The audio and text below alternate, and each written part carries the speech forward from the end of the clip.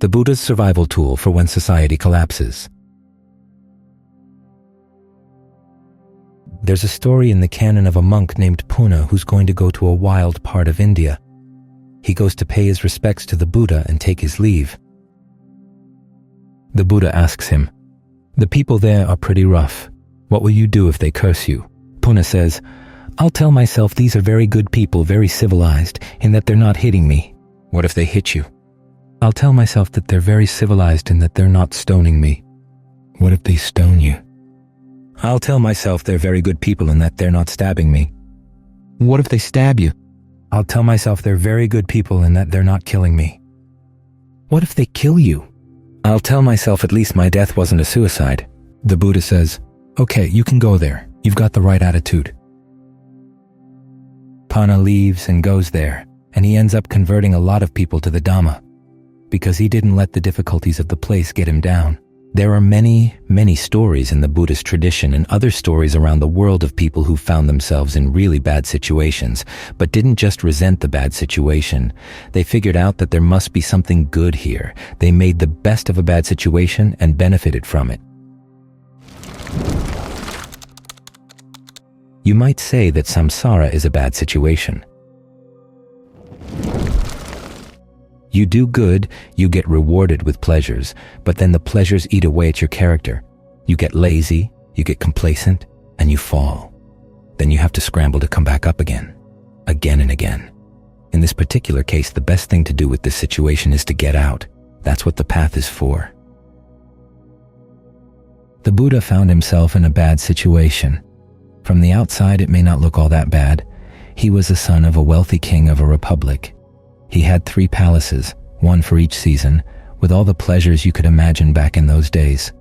But he realized it was a bad situation. He was going to get complacent. He was going to get carried away with his power if he didn't watch out. So he had to get out.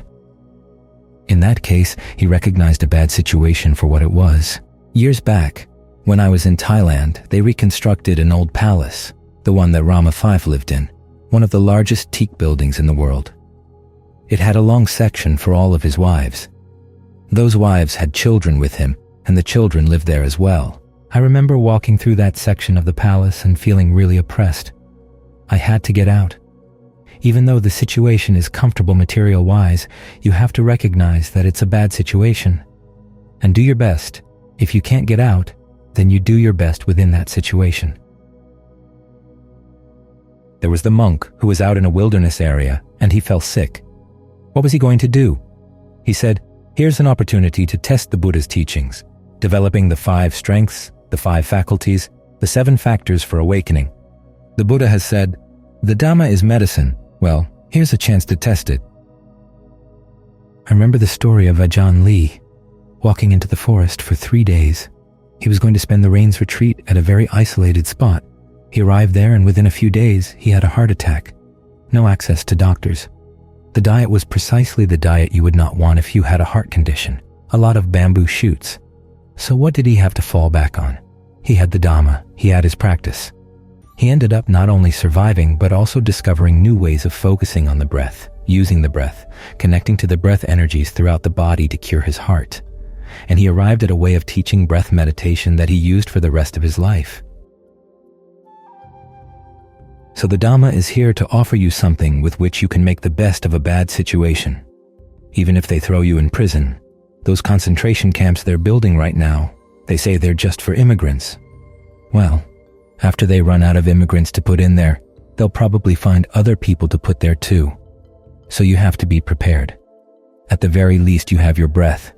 You can work with the breath energy inside the body. Nobody else has to know. But even when situations don't get that dire, you have to realize that you're addicted to your clingings, and your clingings are making you suffer. And as with any addiction, a lot of the problem is a lack of imagination.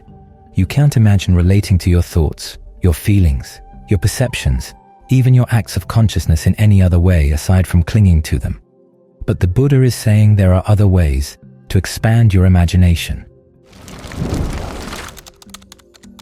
One way of expanding your imagination is to start with something really simple: generosity. I used to read stories of explorers going to the Arctic and the Antarctic because you learn a lot about people when they're in extreme situations like that.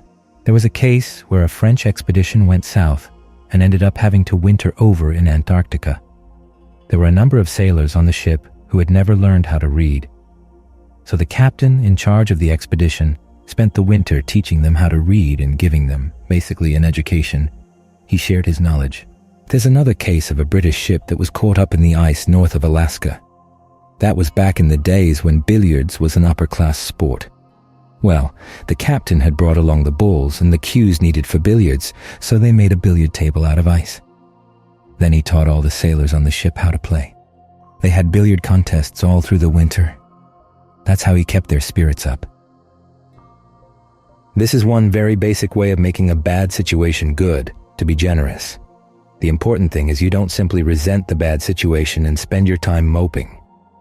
There's a passage in Slaughterhouse-Five where the main characters, Americans, have been put in a prison camp in Dresden. They all withdraw into their own shells and are miserable. They hate one another. In fact, one of them develops a grudge against the main character in the book and ends up, later on in the book, killing him. But this then gets contrasted with the British in their prison camp.